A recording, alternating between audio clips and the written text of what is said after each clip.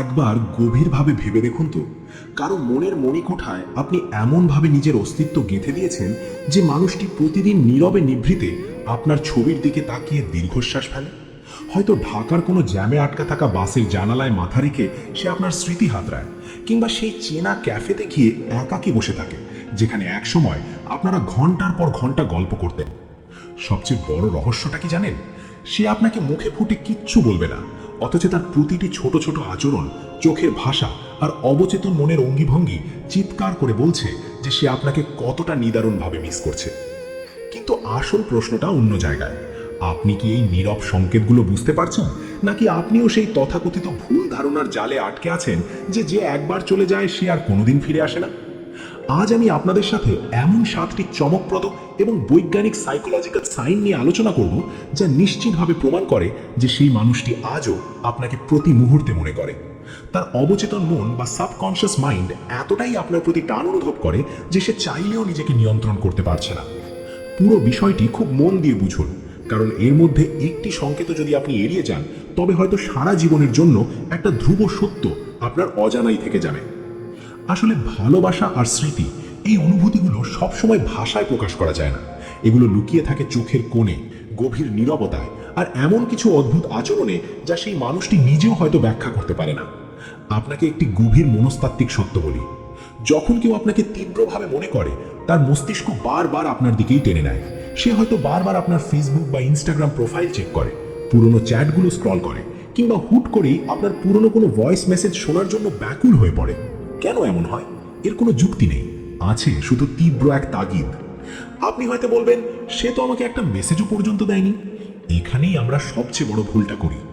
আমাদের আশেপাশে এমন অনেক মানুষ আছে যারা মুখে এক ফোঁটা শব্দ উচ্চারণ না করেও পৃথিবীর সব থেকে গভীর ভালোবাসাটা মনে পুষে রাখে।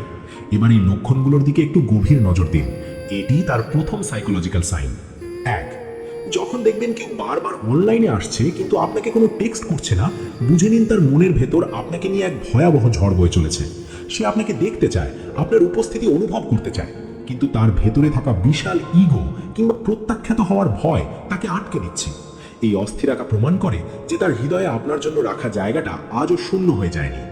দুই, হুট করেই দেখবেন তার ঘনিষ্ঠ বন্ধুরা আপনার খোঁজ খবর নিচ্ছে, কিংবা আচমকাই তার কোনো কাছের বন্ধুর ফ্রেন্ড রিকোয়েস্ট আপনার নোটিফিকেশনে চলে এলো। এটা কি নিছক কাকতালীয়? একদমই নয়। সাইকোলজি বলে মানুষ যখন নিজে সরাসরি যোগাযোগের সাহস পায় না, তখন সে চারপাশের মাধ্যমে জানার চেষ্টা করে যে আপনি এখন কেমন আছেন, আপনিও কি তাকে একইভাবে মিস করছেন। তিন, মানুষ যখন কাউকে মন থেকে বুঝতে পারে না, তখন সে তাকে দেখা বা শোনার জন্য নানা অজুহাত তৈরি করে। খেয়াল করে দেখবেন সে সোশ্যাল মিডিয়ায় এমন সব পোস্ট বা মিউজিক শেয়ার করছে যা আপনাদের দুজনের খুব প্রিয় ছিল, হয়তো সেই বিশেষ গানটি বা সেই বৃষ্টি ভেজা বিকেলের কোনো ইঙ্গিত। আপনি হয়তো ভাবছেন এটা তো স্ট্রেচ একটা পোস্ট, কিন্তু সাইকোলজি বলছে মানুষ বারবার একই স্মৃতির অলিগলিতে তখনই ঘোরে যখন সে বর্তমানের চেয়ে বেশি অতীতে বাস করে। তার ভেতরের সেই শূন্যতা কেবল আপনার উপস্থিতি দিয়েই পূরণ হওয়া সম্ভব।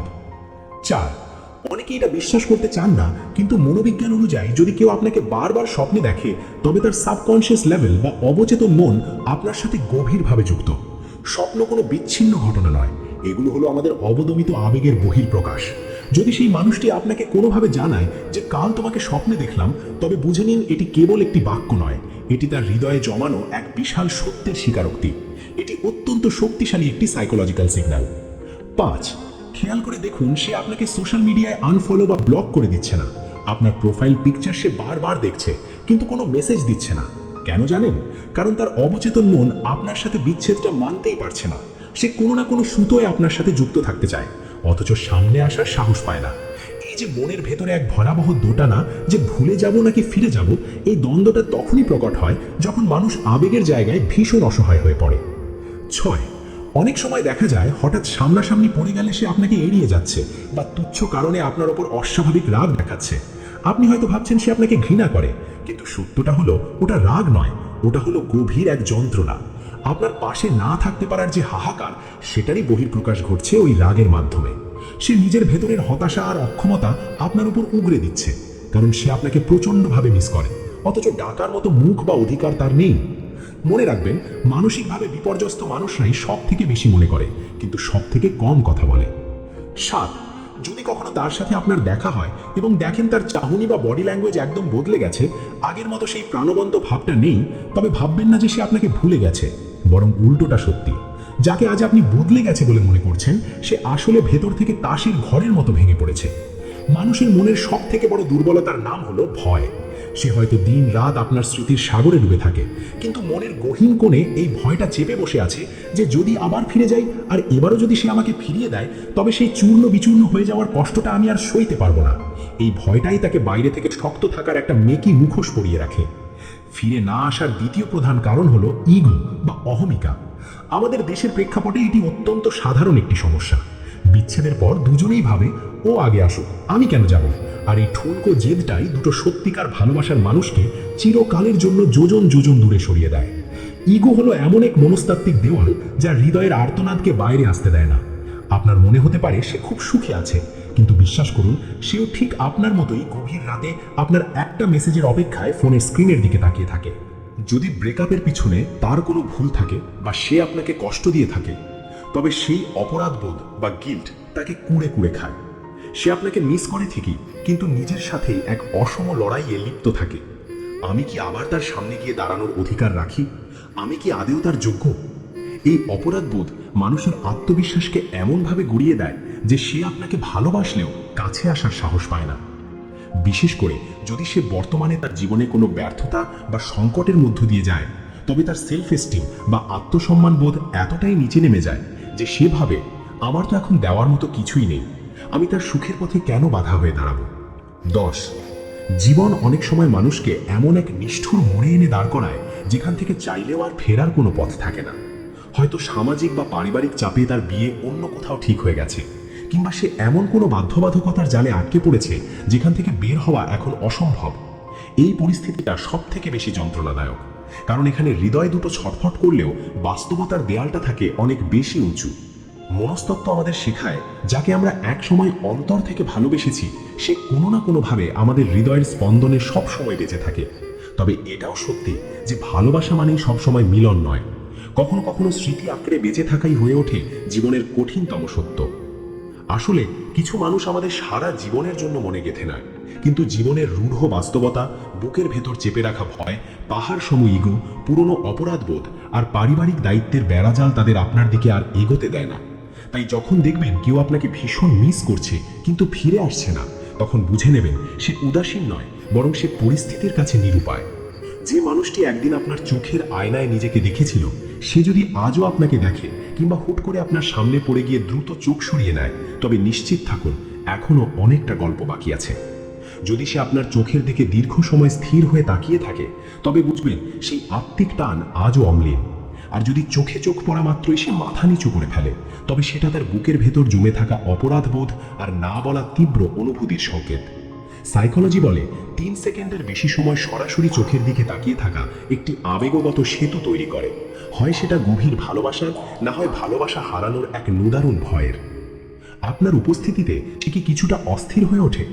লক্ষ্য করে দেখবেন সে কি বারবার হাত ঘষছে, অকারণে চুল ঠিক করছে, বারবার নিজের ঘাড় বা কলার স্পর্শ করছে, কিংবা বসে থাকলে পা নাড়াচ্ছে। এগুলো সবই প্রমাণ করে যে তার ভেতরের আবেগগুলো এখনো প্রচণ্ড সক্রিয়। সেইগুলোকে সামালাতে চাইছে কিন্তু পারছে না। বডি ল্যাঙ্গুয়েজ এক্সপার্টরা বলেন, কারো সামনে এমন নার্ভাস আচরণ হলো তীব্র আবেগগত টানাপোড়েনের লক্ষণ, যা সাধারণত অমীমাংসিত কোনো অনুভূতির গভীর থেকে আসে। মানুষ যখন কাউকে ভালোবাসে, তার শরীর সেটা অবচেতনভাবেই প্রকাশ করে দেয়। কথা বলার সময় যদি সে আপনার দিকে কিছুটা ঝুঁকে আসে, আপনার কথাগুলো শোনার জন্য উন্মুখ হয়ে থাকে, কিংবা তার পায়ের পাতা আর শরীরের অবস্থান আপনার দিকেই ঘুরে থাকে, তবে এটাই বড় ইঙ্গিত যে সে আজও আপনার প্রতি এক অদৃশ্য টান অনুভব করছে। মজার ব্যাপার হলো, এই সংকেতগুলো সে নিজেও জানে না যে সে দিচ্ছে। এগুলো সবই অবচেতন মনের কারসাজি, যাকে মনোবিজ্ঞানের ভাষায় বলা হয় ইমোশনাল ম্যাগনেটিজম। আবার দেখুন, দেখা হওয়ার পর সে কি আপনার প্রতিটি কথায় পূর্ণ মনোযোগ দিচ্ছে? আপনার কথার মাঝে বাধা না দিয়ে প্রতিটি বাক্যে প্রতিক্রিয়া দেখাচ্ছে, হাসছে, কিংবা আবেগপ্রবণ হয়ে পড়ছে? এমনকি কিছুক্ষণ আগে বলা কথাগুলোই সে আবার টেনে আনছে। যদি এমনটা হয়, তবে বুঝে নিন তার মস্তিষ্ক আপনার উপস্থিতিতে এখনো আবেগগতভাবে দারুণ সক্রিয়। আধুনিক ব্রেন স্ক্যান গবেষণায় দেখা গেছে, আমরা যার সাথে আবেগগতভাবে জড়িত, তার কথা শুনলে আমাদের মস্তিষ্কের প্লেজার সেন্টারটি উজ্জ্বল হয়ে ওঠে। আমরা তাদের শব্দগুলো অনেক বেশি যত্ন করে মনে রাখি। কখনো কখনো এই অসম্পূর্ণ ভালোবাসার প্রকাশ ঘটে খুব সূক্ষ্মভাবে। কথার ছলে হয়তো আলতো করে আপনার হাত বা কাঁধ ছুঁয়ে ফেললো, হাঁটার সময় আপনার খুব কাছাকাছি ঘেঁষে চলছে, কিংবা ভিড়ের মধ্যেও আপনার গতির সাথে তাল মিলিয়ে হাঁটছে। এর মানে হলো তার শরীর আজও আপনার সান্নিধ্যকে সবচেয়ে নিরাপদ এবং আরামদায়ক মনে করে। টাচ সাইকোলজি বলে এই সূক্ষ্ম স্পর্শগুলো হলো আবেগগতভাবে পূর্ণ সংযোগ স্থাপনের একটি অবচেতন পথ। একে বলা হয় আধুনিক বডি ল্যাঙ্গুয়েজ। এর পাশাপাশি আছে ডিজিটাল বডি ল্যাঙ্গুয়েজ। সামাজিক যোগাযোগ মাধ্যমে আপনার প্রতিটি স্টোরি সবার আগে দেখা, হুট করে পুরনো কোনো পোস্টে গিয়ে লাইক দিয়ে আসা, কিছুদিন উধাও থেকে আবার হঠাৎ সামনে চলে আসা, কিংবা আপনার কোনো কথার ইঙ্গিত দিয়ে নিজের স্ট্যাটাস দেওয়া, এই সবই প্রমাণ করে যে সে আপনাকে এখনো প্রতিটি পদক্ষেপে পর্যবেক্ষণ করছে।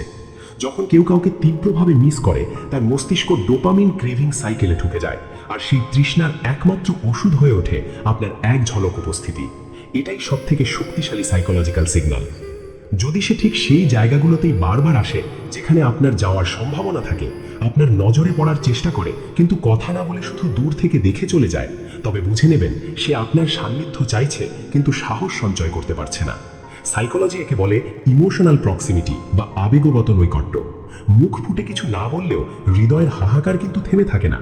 তবে মনে রাখবেন, সবার আগে নিজের এনার্জি বা মানসিক শক্তিকে বদলান।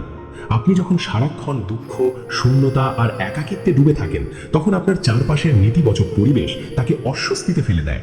কিন্তু যেদিন আপনি নিজের জীবনের উপর নিয়ন্ত্রণ নিয়ে নেবেন, নিজের উন্নতি, সেলফ গ্রোথ, আনন্দ আর আত্মবিশ্বাসে ঝলমল করে উঠবেন, ঠিক তখনই সেই মানুষটি আফসোস করে ভাববে, আমি একে কিভাবে হারালাম, এ তো এখন আগের থেকেও বেশি স্পেশাল।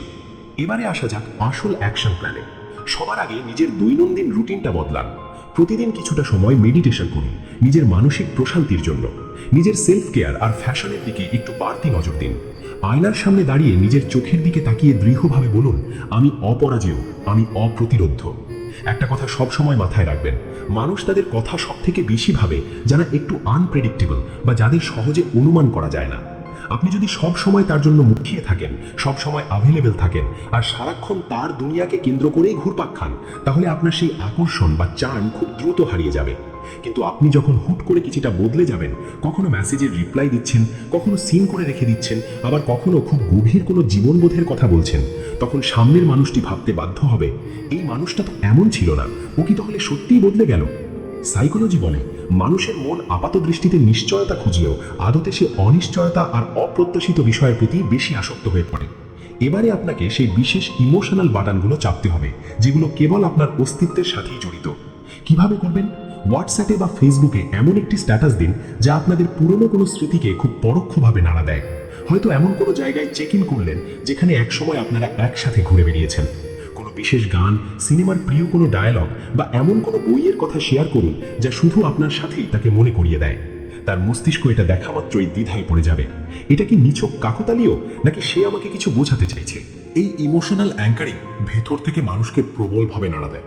মজার ব্যাপার হলো, যখন আপনি তার সাথে যোগাযোগ করা পুরোপুরি বন্ধ করে দেবেন এবং তাকে পর্যবেক্ষণ করা ছেড়ে দেবেন, ঠিক তখনই সে উল্টো আপনাকে পাগলের মতো অবজার্ভ করতে শুরু করবে। একে সাইকোলজির ভাষায় বলা হয় কিউরিওসিটি ট্রিগার। এক্ষেত্রে টেকনিকটা কি? সোশ্যাল মিডিয়ায় দারুণ অ্যাক্টিভ থাকুন, কিন্তু তাকে পুরোপুরি ইগনোর করুন। আপনাদের কমন বন্ধুদের সামনে নিজেকে প্রচণ্ড প্রাণবন্ত আর সুখী হিসাবে উপস্থাপন করুন। মাঝে মাঝে এমন কিছু পোস্ট দিন যা সরাসরি না হলেও ইঙ্গিতে বুঝিয়ে দেয় যে, অবশেষে বুঝলাম জীবনে কিছু মানুষের চলে যাওয়াটা দরকার ছিল যাতে আরও ভালো কিছুর পথ তৈরি হয়। এই পরোক্ষ যোগাযোগ বা ইনডাইরেক্ট কমিউনিকেশন তার মনে কাঁটার মতো বিঁধবে। এখন সময় নিজেকে এমন এক উচ্চতায় নিয়ে যাওয়ার যেখানে পৌঁছে আপনাকে হারিয়ে ফেলাটাই হবে তার জীবনের সব থেকে বড় আফসোস। নিজেকে একবার প্রশ্ন করুন, আমি কি এমন কিছু করছি যা আমাকে শক্তিশালী হিসাবে তুলে ধরছে? আমার সোশ্যাল মিডিয়া প্রোফাইল কি প্রমাণ দিচ্ছে যে আমি মানসিকভাবে শক্ত, সুখী এবং সফল? সাইকোলজি বলে মানুষ কেবল তাদের হারানোর জন্যই হাহাকার করে যারা বুক ভাঙা কষ্ট নিয়ে মাথা উঁচু করে সামনে এগিয়ে যেতে জানে। তাই নতুন কিছু শিখুন, নতুন কোনো প্রজেক্টে হাত দিন এবং নিজের ছোট ছোট সাফল্যগুলো সবার সামনে তুলে ধরুন। তার মনে তখন আক্ষেপ জাগবে, ইস, আমি যদি আজ ওর পাশে থাকতাম, ও তো অনেক দূর এগিয়ে গেছে। সবসময় মনে রাখবেন, এই পৃথিবীতে যা কিছু বিরল তার দামই সব থেকে বেশি। আপনি যদি প্রতিটি মুহূর্তে তার জন্য নিজেকে বিলিয়ে দেন, তবে সে আপনার মূল্য বুঝতে ব্যর্থ হবে। কিন্তু যখন আপনি একটি মার্জিত দূরত্ব বজায় রাখবেন এবং নিজের জীবন আর কেরিয়ার নিয়ে ব্যস্ত হয়ে যাবেন, ঠিক তখনই সে আপনার অভাবটা হাড় ভাঙা যন্ত্রণার মতো অনুভব করবে। মাঝে মাঝে হুট করে কিছুদিন একদম অদৃশ্য হয়ে যান। জীবনের বিশেষ দিনগুলো, যেমন আপনাদের অ্যানিভার্সারি বা তার জন্মদিন, আসবে আর যাবে, কিন্তু আপনি একটি শব্দ উচ্চারণ করবেন না। এরপর বেশ কয়েকদিন পার হয়ে গেলে খুব সাধারণভাবে বা ক্যাজুয়ালি একটি মেসেজ দিন, আরে একটু আগে এমন একটা জিনিস দেখলাম না, হুট করে তোমার কথা মনে পড়লো। এই যে দীর্ঘ নীরবতার পর হঠাৎ উদয় হওয়া, এটি তার মনে এক অদ্ভুত স্ক্যারসিটি বা আপনার অভাববোধ এবং তীব্র মানসিক দ্বন্দ্ব তৈরি করবে। সে ভাবতে বাধ্য হবে যে আপনি তাকে মনে রেখেছেন, অথচ তাকে ছাড়া দিব্যি ভালো আছেন। সবচেয়ে শক্তিশালী অস্ত্র কোনটি জানেন? সেটি হলো ক্ষমা, তবে কোনো নাটকীয়তা ছাড়া। সোশ্যাল মিডিয়ায় খুব মার্জিত একটি পোস্ট দিন। কিছু মানুষ জীবনে চিরকাল থাকার জন্য আসে না, তারা আসে কিছু শিক্ষা দিয়ে চলে যাওয়ার জন্য। তবু আমি কৃতজ্ঞ যে তারা আমার জীবনে এসেছিল। এই একটি কথা তাকে এটা ভাবতে বাধ্য করবে যে আপনি এখন নিজের আবেগের মালিক, আপনি আর কারো দাসের মতো করুণা ভিক্ষা করছেন না। যখন আপনি এমন পরিণত মানসিকতা দেখাবেন, তখন সামনের মানুষটি অবচেতনভাবেই আপনার প্রতি গভীর সম্মান আর নতুন করে এক তীব্র আকর্ষণ অনুভব করবে। আসলে যখন কারো হৃদয় ভেঙে যায়, তখন একটি পর্যায় অবধি সে আপনাকে প্রচণ্ড ভালোবাসে, কিন্তু তার ইগো বা অহংকার তাকে লোহার শিকলের মতো আটকে রাখে। সে চাইলেও আপনার দিকে এক পাও এগোতে পারে না। কেন জানেন? কারণ এই ইগো বা আত্মসম্মান আমাদের অস্তিত্বের সাথে জড়িয়ে থাকে। যখন কেউ আমাদের ছেড়ে চলে যায়, তখন আমাদের মস্তিষ্ক আমাদের বোঝাতে চায়, তুমি দুর্বল নও, তুমি শক্ত থাকো। এটি মূলত হৃদয় আর মস্তিষ্কের এক স্নায়ু যুদ্ধ। আপনার হৃদয় হয়তো তাকে ফিরে পেতে ব্যাকুল, কিন্তু ইগো বলছে না, ফিরে যাওয়ার দরকার নেই, তুমি এর থেকেও ভালো কাউকে পাওয়ার যোগ্য। অথচ বাস্তবে এটি কেবল একটি অভিনয়। সে ভেতর থেকে তাসের ঘরের মতো ভেঙে পড়েছে, কেবল বাইরের দুনিয়ার কাছে নিজের ব্যক্তিত্ব আর সম্মান বাঁচানোর আপ্রাণ চেষ্টা চালাচ্ছে। একটা সাইকোলজিক্যাল ধ্রুব সত্য হলো, যখন কেউ তার মনের দুয়ার খুলে দেওয়ার পর প্রত্যাখ্যাত হয়, তখন সে নিজের চারপাশে এক অদৃশ্য আর দুর্ভেদ্য দেওয়াল তুলে নেয়। এটি এক ধরনের ডিফেন্স মেকানিজম, যাতে নতুন করে কেউ তাকে আবেগ দিয়ে আঘাত করতে না পারে। তাই এই কারণেই মানুষটি ভেতর থেকে ভেঙে চুরমার হয়ে গেলেও আপনাকে ফিরে আসার সুযোগ দেয় না। তার এই শক্ত আচরণ আসলে তার ভঙ্গুর আত্মসম্মানকে রক্ষা করার একটা শেষ চেষ্টা মাত্র। সময় যত গড়ায় আর নিস্তব্ধ রাতগুলো যত দীর্ঘ হয়, তার একাকিত্ব তত প্রকট হয়, আর তখনই জন্ম নেয় এক বিষাক্ত অনুভূতির, যাকে আমরা অনুশোচনা বা রিগ্রেট বলি। সে নির্ঘুম চোখে সিলিংয়ের দিকে তাকিয়ে ভাবে, যদি সেদিন জেদ না ধরতাম, তাহলে আজ হয়তো আমাদের গল্পটা অন্যরকম হতে পারত। কিন্তু তবুও তার ইগো তাকে আপনার কাছে ফেরার অনুমতি দেয় না। সে মনে করে, আমি যদি এখন নিজে থেকে যোগাযোগ করি, তবে ও ভাববে আমি ওর বিনা চলতে পারছি না, আমাকে দুর্বল ভাববে। তাই সে নিজের অনুশোচনাকে পাথর চাপা দিয়ে রাখে। সে ভাবে আপনাকে বিরক্ত করলে হয়তো সে আরো বেশি আঘাত পাবে। এই অনুশোচনার চক্র তাকে ভেতর থেকে কুড়ে কুড়ে খায়, যেখানে ব্যথা আর একাকিত্ব মিশে এক একাকার হয়ে যায়। কিন্তু তার জেদ সবসময় কানে কানে ফিসফিস করে, না, আর নিজেকে ছোট করো না। এখন প্রশ্ন হলো, এই হিম শীতল ইগোর দেওয়াল কি আদেও ভাঙা সম্ভব? তাকে কি এমনটা অনুভব করানো যায় যে সে আপনার কাছে ফিরে এলে সে ছোট হবে না, বরং পূর্ণতা পাবে? হ্যাঁ, অবশ্যই সম্ভব। তবে এর জন্য প্রথম এবং সবথেকে জরুরি ধাপ হলো আপনার নিজের সেলফ রেসপেক্ট বা আত্মসম্মানকে হিমালয়ের মতো অটুট রাখা। আপনাকে নিজেকে এমন এক অনন্য উচ্চতায় নিয়ে যেতে হবে, যাতে সে মনে মনে অনুভব করে যে আপনার সাথে কথা বলা বা যোগাযোগ করাটা আসলে তার জন্যই একটি পরম সৌভাগ্যের বিষয়। আপনার ব্যক্তিত্ব আর বর্তমান অবস্থান তাকে চোখে আঙুল দিয়ে দেখিয়ে দেবে যে আপনাকে হারানোটা আসলে আপনার নয়, বরং তার জীবনের সব থেকে বড় ভুল ছিল। আর যখন এই উপলব্ধিটা তার মাথায় জেঁকে বসবে, তখন সে নিজের সবটুকু সাহস সঞ্চয় করে আপনার দিকে পা বাড়াতে বাধ্য হবে। তাহলে আপনার করণীয় কি? খুব সূক্ষ্ম এবং হালকা কোনো উদ্যোগ নিন, যা তার দীর্ঘদিনের নীরবতাকে আলতো করে স্পর্শ করবে, কিন্তু আপনার মর্যাদা ক্ষুণ্ণ করবে না। নিজের জীবনকে এতটাই সুন্দর আর বর্ণিল করে তুলুন, যাতে সে দূর থেকে দেখে বুঝতে পারে সে তার জীবনের শ্রেষ্ঠ সম্পদটি হারিয়ে ফেলেছে। নিজের ইগো আর আবেগের মধ্যে একটি নিখুঁত ভারসাম্য বজায় রাখুন। মনে রাখবেন, সম্পর্কের দড়িতে টান পড়া মানেই হার মেনে নেওয়া নয়। মাঝে মাঝে ছেড়ে দেওয়ার ভঙ্গিটাই সামনের মানুষকে কাছে টানার সব থেকে বড় কৌশল হয়ে দাঁড়ায়। আপনি কি কখনো অনুভব করেন যে সেই মানুষটি আপনার না বলা ইশারাগুলো ঠিকই বুঝে ফেলে? হয়তো সে আপনার সঙ্গে সরাসরি কথা বলছে না, কিন্তু আপনার জীবনের প্রতিটি ছোট পরিবর্তনের দিকে তার তীক্ষ্ণ নজর আছে।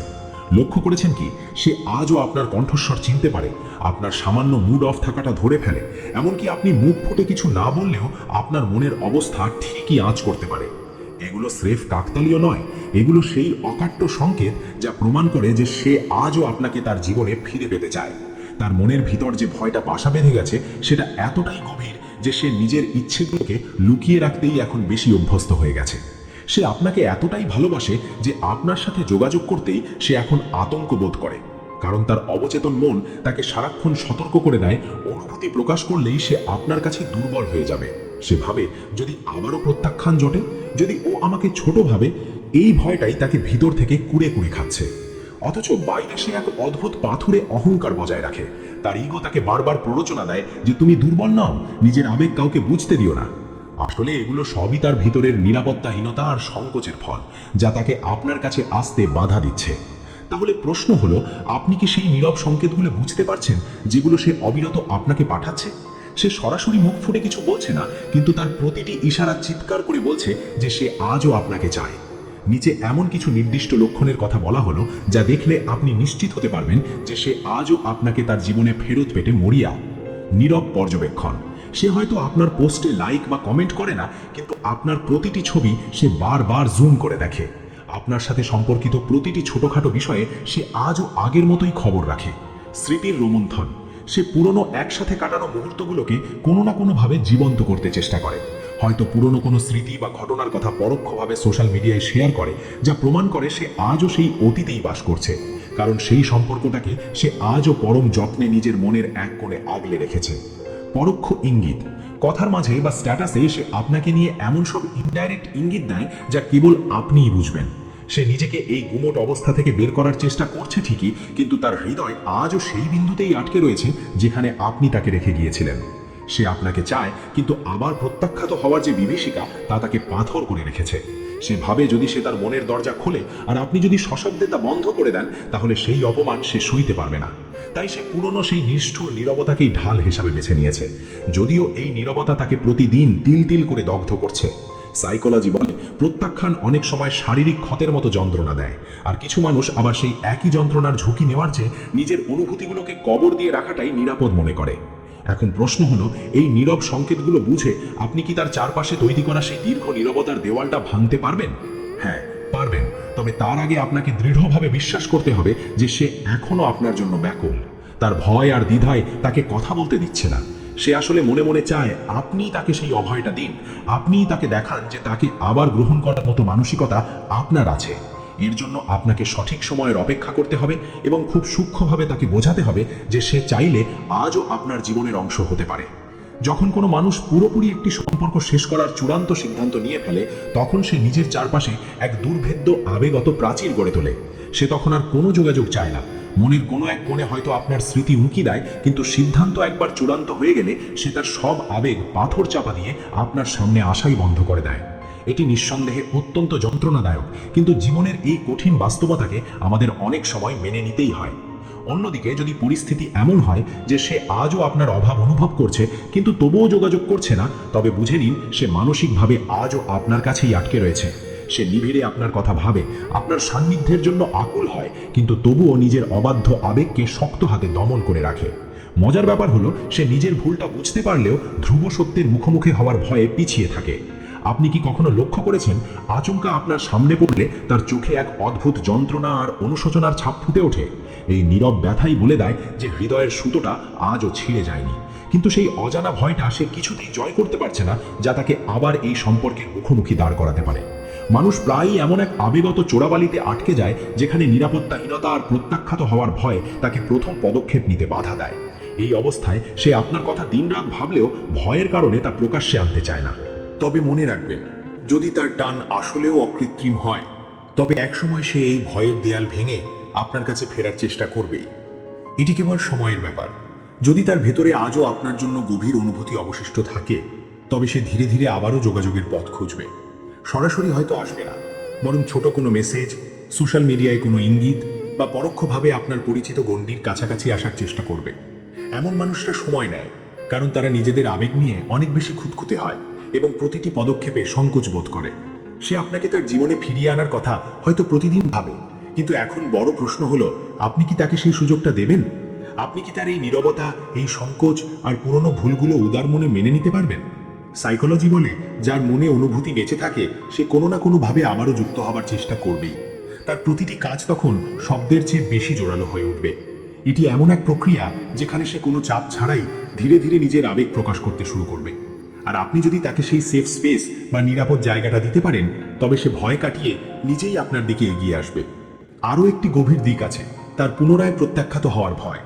খেয়াল করে দেখবেন, কেউ যখন একবার কাউকে হারায়, দ্বিতীয়বার নিজের অনুভূতি প্রকাশ করতে সে চরম আতঙ্ক অনুভব করে। সে কোনোভাবেই সেই পুরনো রক্তক্ষরণ আর যন্ত্রণার পুনরাবৃত্তি চায় না। এই কারণেই সে পূর্ণাঙ্গ যোগাযোগ করতে দ্বিধা করে। তার এই ভয় আসলে তাকে আগের সেই বিচ্ছেদের যন্ত্রণার হাত থেকে বাঁচাতে চায়। এই ফিয়ার অফ রিজেকশন মানুষকে সামনে এগোতে বাধা দেয়, এমনকি যখন তারা মন থেকে কাউকে গভীরভাবে ভালোবাসে। এই ভয়টা কেবল তাকে থামিয়েই রাখে না, বরং আপনার জন্য একটা মুখ্য সুযোগ তৈরি করে দেয়, তাকে এটা দেখানোর যে আপনি তাকে পুরোপুরি গ্রহণ করতে প্রস্তুত। সে যখন দেখবে আপনি তার আবেগের মর্যাদা দিচ্ছেন, তখন সে বিনা দ্বিধায় আপনার কাছে ফিরে আসবে। এখন শেষ প্রশ্ন, আপনি কি এই জমাট বাঁধা নীরবতা ভাঙতে পারবেন? আপনি কি সেই সাহসের প্রথম পদক্ষেপটি নিতে পারবেন, যা তাকে সত্যের মুখোমুখি হতে সাহায্য করবে? যদি আপনি সত্যিই তাকে ফিরে পেতে চান, তবে আপনার প্রথম কাজ হলো নিজের মনের দরজাটা তার জন্য খোলা রাখা এবং তাকে এটা বোঝানো যে আপনি তার ভেতরের ভয়টা বুঝতে পারছেন। তাকে এমন একটা ভরসার জায়গা দিন যেখানে সে নিঃসংকোচে নিজের অনুভূতিগুলো মেলে ধরতে পারে। কাজটা হয়তো শুরুতে অনেক কঠিন মনে হতে পারে, কিন্তু আপনি যদি মানসিকভাবে প্রস্তুত থাকেন, তবে সেও আপনার সাথে ফেরার পথটা নিজে থেকেই খুঁজে নেবে। আশা করি এই মনস্তাত্ত্বিক বিশ্লেষণগুলো আপনার জীবনের জট খুলতে সাহায্য করবে। মনে রাখবেন, সম্পর্কের সমীকরণগুলো সবসময় জটিল হলেও আপনার মনের শক্তি আপনার জীবনের আসল চালিকা শক্তি। আজকের এই আলোচনাটি যদি আপনার ভালো লেগে থাকে এবং আপনি যদি মনে করেন এটি অন্যের জীবনেও কাজে আসতে পারে, তবে এটি শেয়ার করতে ভুলবেন না। আপনার আত্মবিশ্বাস আর ইতিবাচক মানসিকতায় আপনাকে সঠিক গন্তব্যে পৌঁছে দেবে। যদি আমার কথাগুলো ভালো লাগে, তাহলে চ্যানেলটিকে অবশ্যই সাবস্ক্রাইব করবেন প্লিজ, আর ভিডিওটিতে একটি লাইক দেবেন। ভালো থাকুন, সুস্থ থাকুন। ধন্যবাদ।